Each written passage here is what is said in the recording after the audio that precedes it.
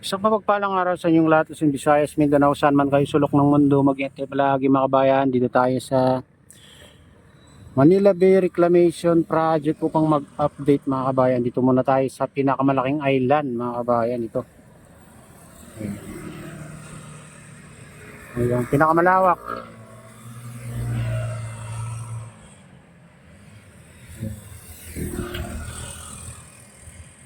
Yun. Ganyang kalawak mga kabayan, hindi nyo na matatanaw yung kabilang dagat, tubig dagat mga kabayan. Ayan. Maliban lang kung pumunta kayo dyan sa rooftop ng SM Mall of Asia. Ayan.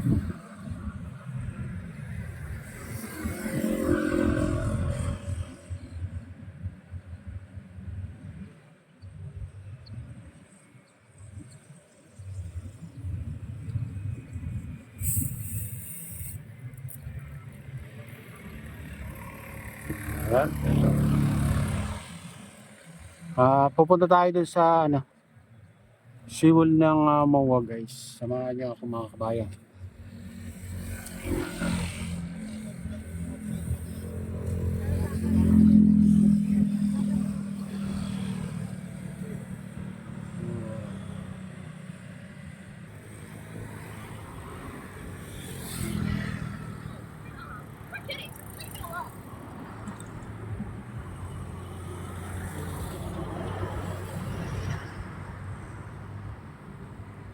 Ayan, ganyan kalawak guys.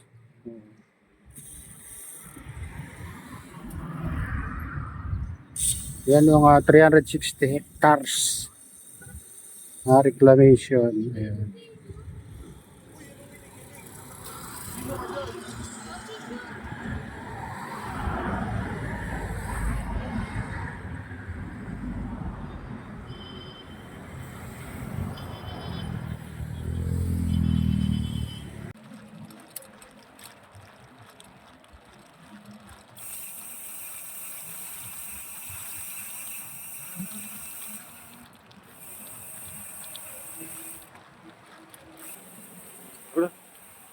Ganun.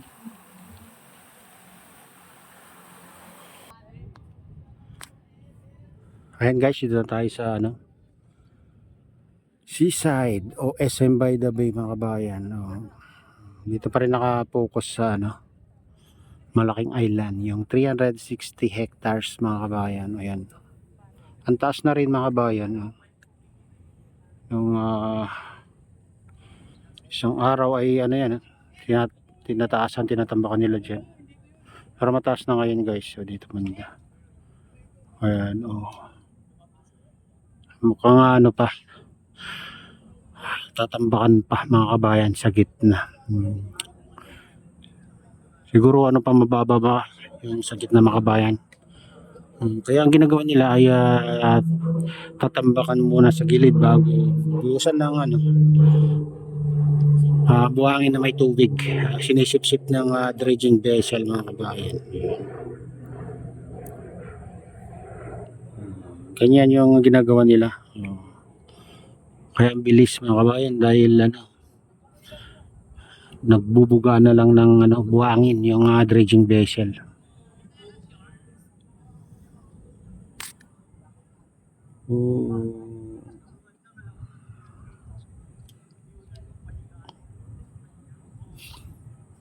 Masilipin naman natin dito guys sa tapat mismo ng SM Mall of Asia.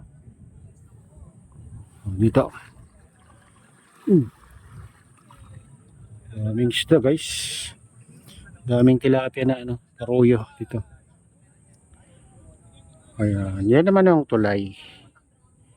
Yung tulay dito na nagko-connect dito sa island sa tapat ng SM Mall of Asia.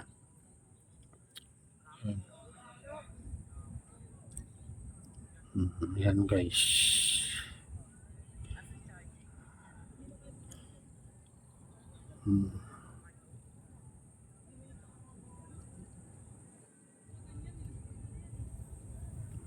Ito yun na yung nasa tapat ng SM Mall of Asia guys. Itong island na to.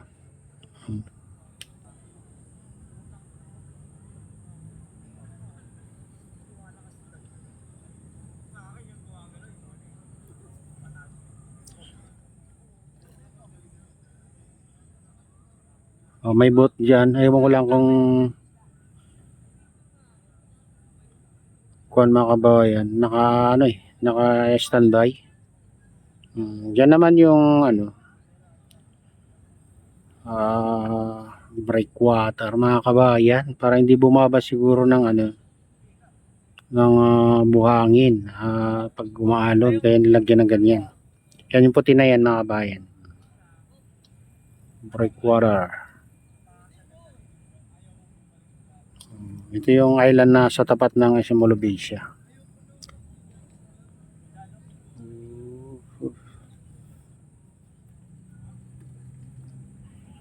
Ayan.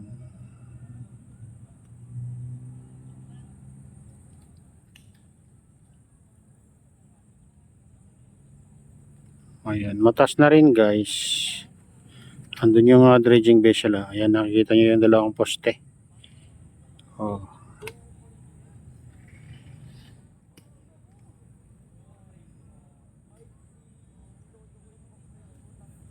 Pero nasa kabila yun mga bayan.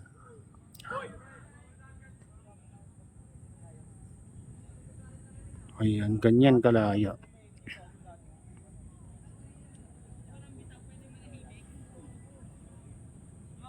Oh, silipin naman natin yung pinakadulo sa kabila. Ayan.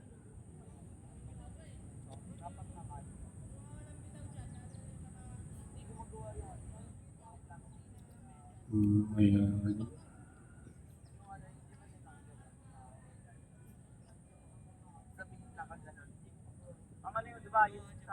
Oh, yan yung kabilang dulo naman mga kabayan. Tapat din ng ano yan. Tapat pa rin ng Simolobesia, yung pinakadulo.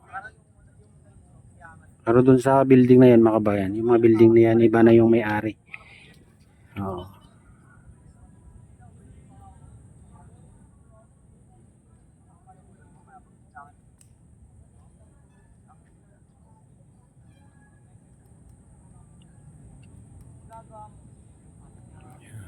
Ito, hindi pa natin alam kung kailan din matatapos ang kanilang pagtatambak mga kabayan.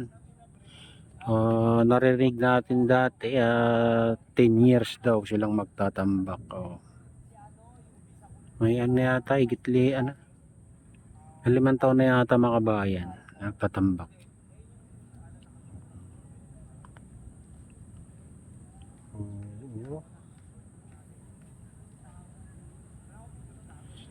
Isipin nyo yung dagat naging desierto na mga kabayan.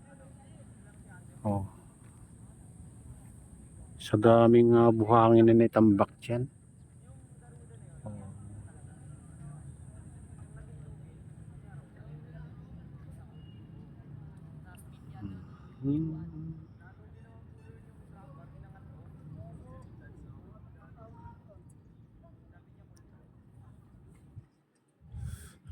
Ito yung hindi natin alam kung ilan hectares to. Itong nasa tapat ng Simolobesia.